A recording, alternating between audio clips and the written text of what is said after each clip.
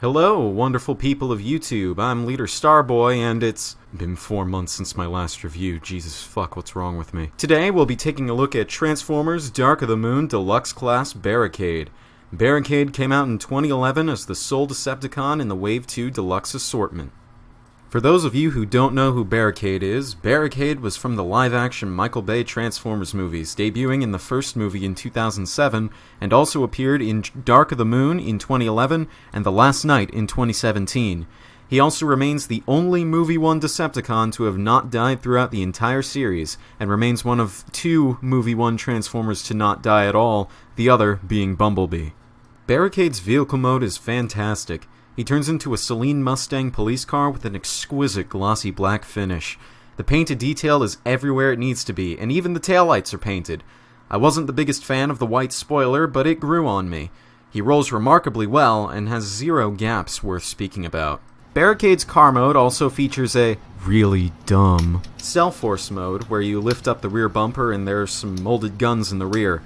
Honestly, I didn't know about this until I began writing this review, so for some size comparisons, here's Dark of the Moon Bumblebee and The Last Night Barricade. And here's him compared to Movie 1 Barricade. And this is where my biggest gripe with the figure lies. He's so damn small! This figure really deserved to be a bit bigger, and he could have. I'll get to that later.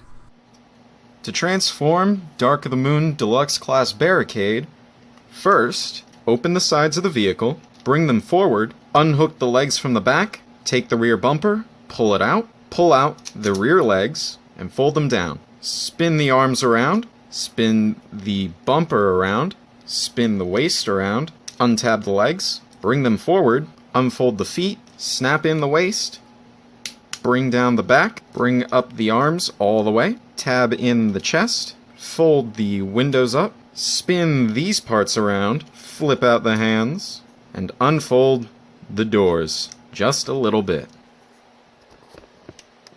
And here we have Barricade's robot mode.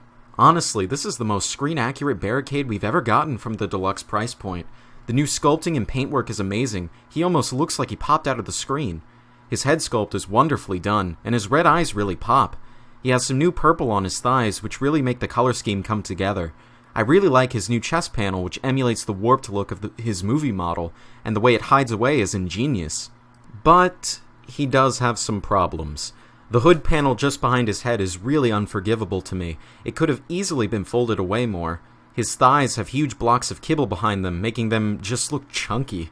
And yes, the legs. They're so spindly, and his feet can hardly ever keep him standing upright unless you make him squat. Now, Barricade's not a stranger to weak ankle joints. Looking at you, 2007 Barricade. But at least on that figure, it was possible to give him sturdier legs by rotating a few joints. This guy don't have shit! And speaking of comparisons, here's Bumblebee, Barricade, and Barricade. Time for accessories. Ugh. Dark of the Moon's line-wide gimmick was this thing called Mech Tech, where each figure was given an obscenely large weapon that could transform into an even more obscenely large weapon. Barricade was given this thing. It looks like some sort of Gatling gun because of the 6 barrels, and the sculpted detail's alright, but it just doesn't look good in my opinion. It can transform into a claw weapon by pulling back on this tab on the side, and it looks even worse. Now, deluxe mech tech weapons aren't supposed to lock in place, but the gearing on mine sticks quite often. In vehicle mode, the weapon can store on a peg in the police car's light bar, which has a spring-loaded cover, which I actually really like. It's such a shame that spring-loaded port covers disappeared after Dark of the Moon. They make every figure look so much neater. In robot mode, Barricade can hold onto his weapon in his hand, which doesn't work.